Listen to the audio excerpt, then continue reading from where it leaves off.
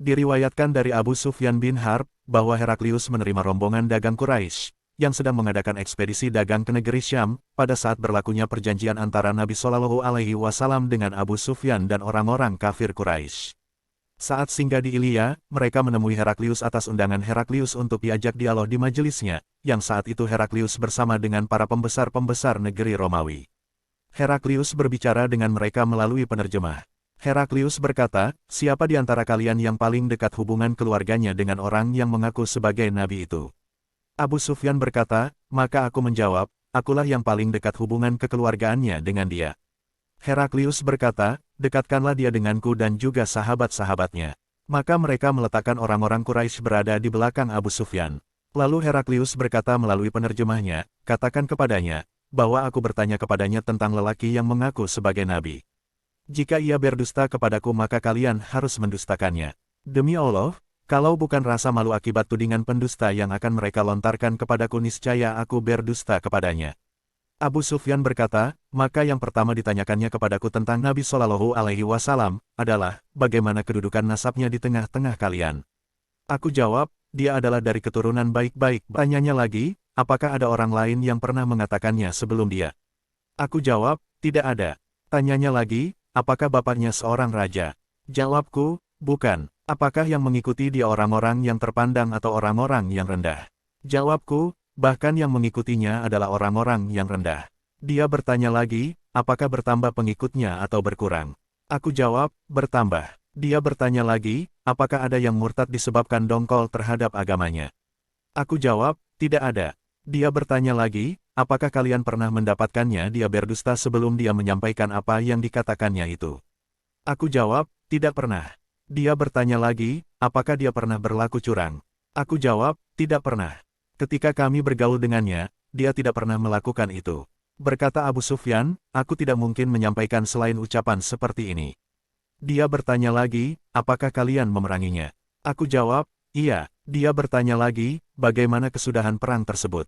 Aku jawab, perang antara kami dan dia sangat banyak. Terkadang dia mengalahkan kami, terkadang kami yang mengalahkan dia. Dia bertanya lagi, apa yang diperintahkannya kepada kalian? Aku jawab, dia menyuruh kami, sembahlah Allah dengan tidak menyekutukannya dengan sesuatu apapun, dan tinggalkan apa yang dikatakan oleh nenek moyang kalian. Dia juga memerintahkan kami untuk menegakkan salat, menunaikan zakat, berkata jujur, saling memaafkan dan menyambung silaturahim. Maka Heraklius berkata kepada penerjemahnya, katakan kepadanya, bahwa aku telah bertanya kepadamu tentang keturunan orang itu, kamu ceritakan bahwa orang itu dari keturunan bangsawan. Begitu juga laki-laki itu dibangkitkan di tengah keturunan kaumnya. Dan aku tanya kepadamu apakah pernah ada orang sebelumnya yang mengatakan seperti yang dikatakannya, kamu jawab tidak. Seandainya dikatakan ada orang sebelumnya yang mengatakannya tentu kuanggap orang ini meniru orang sebelumnya yang pernah mengatakan hal serupa. Aku tanyakan juga kepadamu apakah bapaknya ada yang dari keturunan raja, maka kamu jawab tidak. Aku katakan seandainya bapaknya dari keturunan raja, tentu orang ini sedang menuntut kerajaan bapaknya.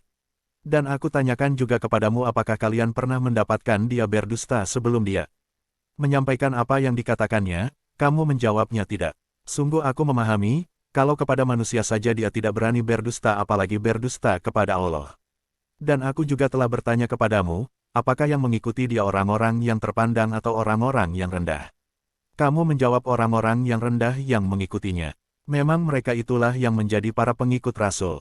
Aku juga sudah bertanya kepadamu apakah bertambah pengikutnya atau berkurang, kamu menjawabnya bertambah.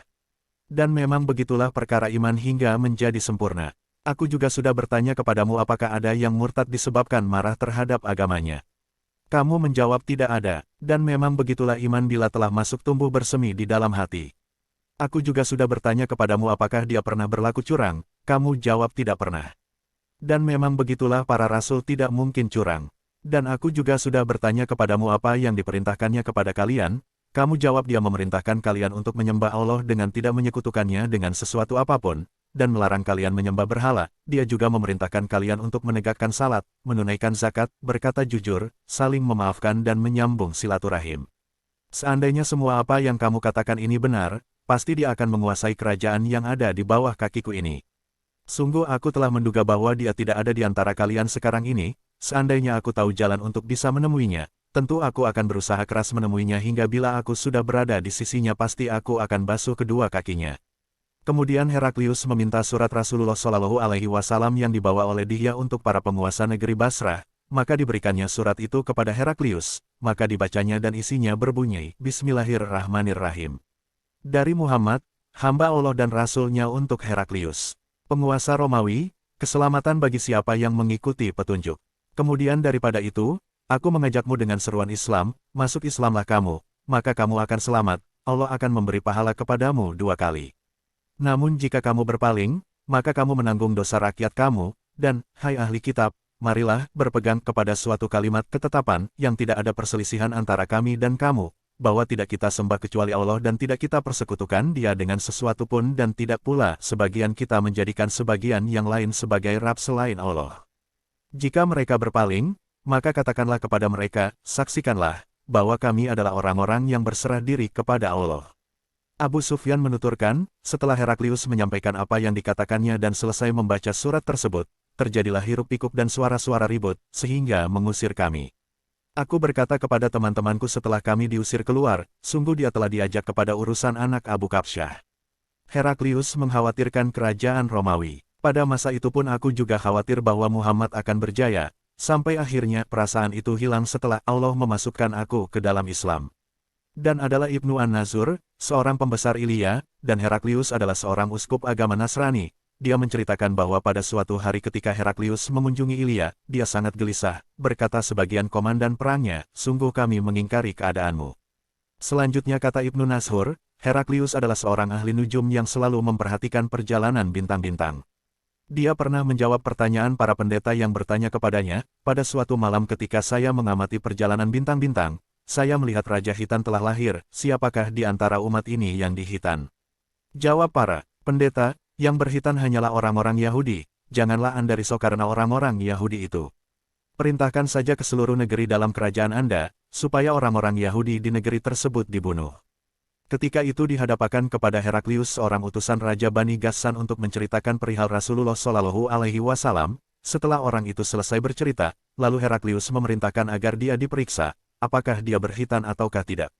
Seusai diperiksa, ternyata memang dia berhitam. Lalu diberitahukan orang kepada Heraklius. Heraklius bertanya kepada orang tersebut tentang orang-orang Arab yang lainnya, dihitankah mereka ataukah tidak. Dia menjawab, orang Arab itu dihitan semuanya. Heraklius berkata, inilah Raja umat, sesungguhnya dia telah terlahir. Kemudian Heraklius berkirim surat kepada seorang sahabatnya di Roma yang ilmunya setaraf dengan Heraklius untuk menceritakan perihal kelahiran Nabi Muhammad Shallallahu Alaihi Wasallam. Sementara itu, ia meneruskan perjalanannya ke negeri Himsa, tetapi sebelum tiba di Himsa, balasan surat dari sahabatnya itu telah tiba terlebih dahulu. Sahabatnya itu menyetujui pendapat Heraklius bahwa Muhammad telah lahir dan bahwa beliau memang seorang nabi. Heraklius lalu mengundang para pembesar Roma supaya datang ke tempatnya di Himsa. Setelah semuanya hadir dalam majelisnya, Heraklius memerintahkan supaya mengunci semua pintu. Kemudian dia berkata, wahai bangsa Rom, maukah Anda semua beroleh kemenangan dan kemajuan yang gilang gemilang, sedangkan kerajaan tetap utuh di tangan kita? Kalau mau, akuilah Muhammad sebagai nabi.